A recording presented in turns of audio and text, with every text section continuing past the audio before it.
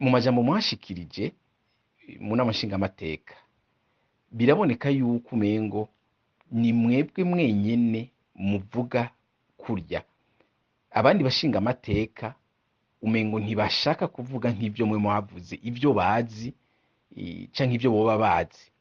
Ikibazo rero tubaza ca mbere ni iki: mbega mwibaza yuko bo boba batinya iki kugira ngo bavuge ibintu bazi canke ibintu babona canke ibintu bumva?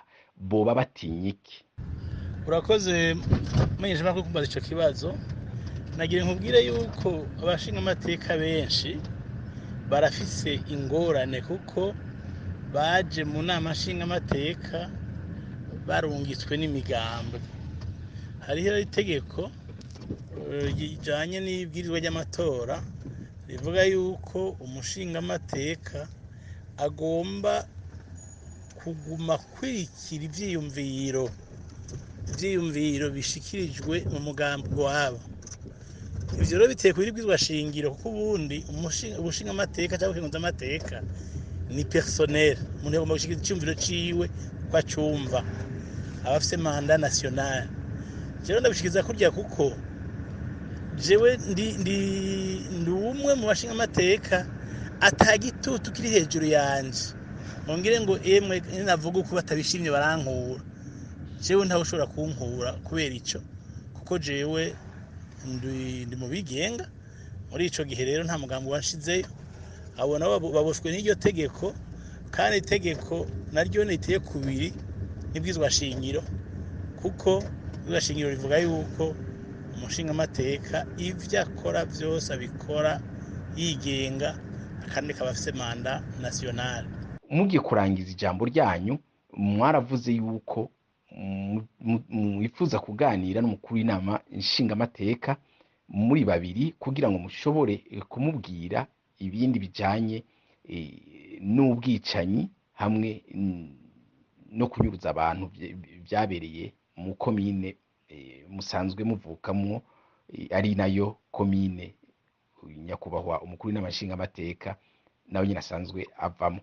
Ikibazo rero tubaza aho niki: mbega ko abarundi kugira ngo uburundi bukire, abarundi babwirizwa canke bategerezwa kuvugana ukuri hagati yabo, ni kubera iki mwebwe mwifuje yuko mubaza canke mushikiriza ivyo bintu umukuru w'inama nshingamateka muri babiri gusa?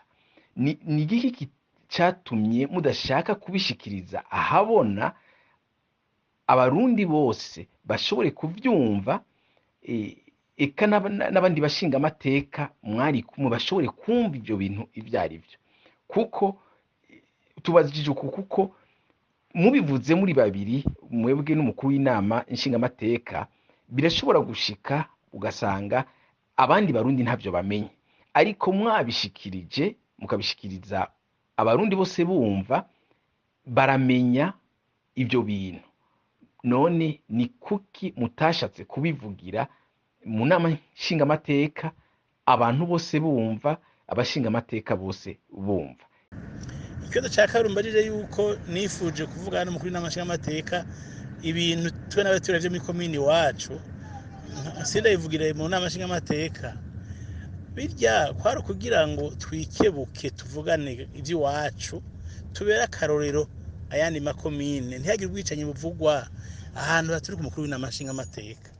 Kwari kugira rero ndamukebure aze twicare tuvuge ivy'iwacu, hama tubera abandi akarorero mu nama nshingamateka, kuko wewe iyo agiye bamushikiriza ku bimeze neza, hari ivyo hasi atinjira ngo atatamenya.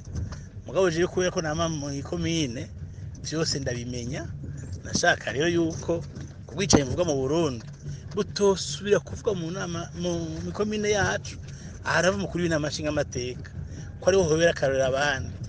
Sinagomye na gato kubisha abashinga amateka, kuko ivyo navyo vy'ubwicanye no mu rutonde nagize rw'abanyurujwe abo ku mpanda barimo, sinabigigovye kubinyegeza gusa. Nashaka ko twebwe tuba imboneza mu gihugu cose batanga akarorero ati ikomine iva mu kubina amashinga amateka iratekanye irimwo amahoro tukabera abandi akarorero nico nashaka nta kindi nashaka kuvuga harya urakoze